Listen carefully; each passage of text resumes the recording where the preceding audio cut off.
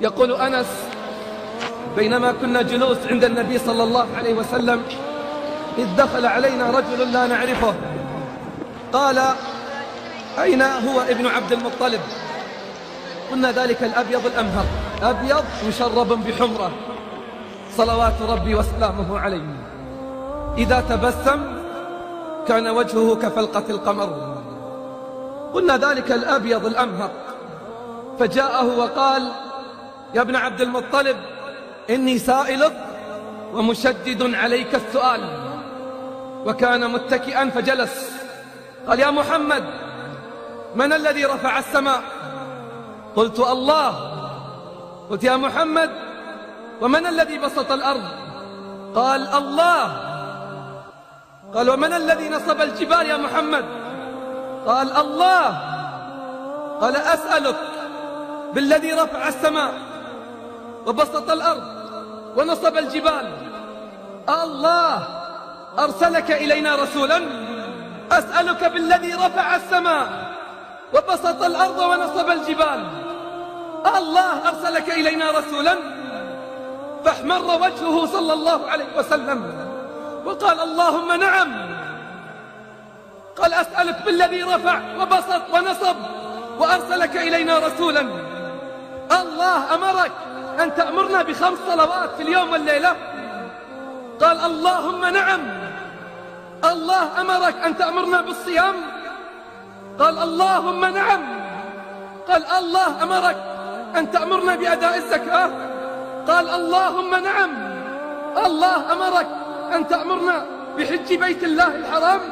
قال: اللهم نعم.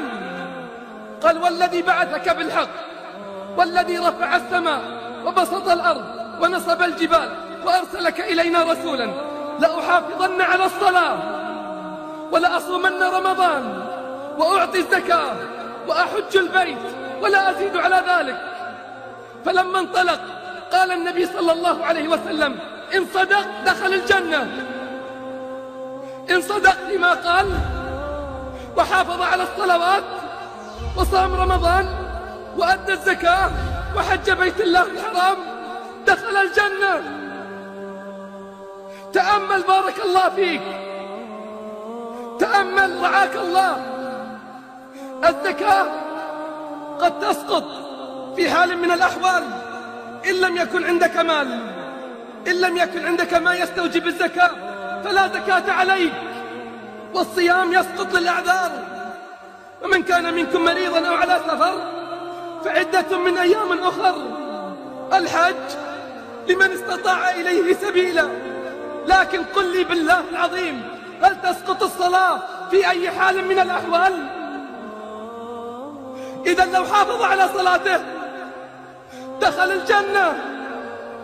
في الحديث قال النبي صلى الله عليه وسلم: كان حقا على الله من لقى الله وهو يحافظ على هذه الصلوات أن يدخله الجنة. حق على الله من لقي الله وهو محافظ على هذه الصلوات أن يدخله الجنة.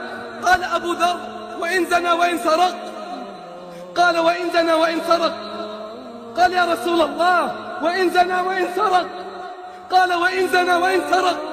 فأعادها في الثالثة فقال صلى الله عليه وسلم: رغم أنف أبي ذر 5 صلوات من أداهن حيث ينادى بهن كن له نورا وضياء وبرهانا يوم القيامة، ومن ضيعهن فلا يلومن إلا نفسه، ومن ضيعهن فلا يلومن إلا نفسه.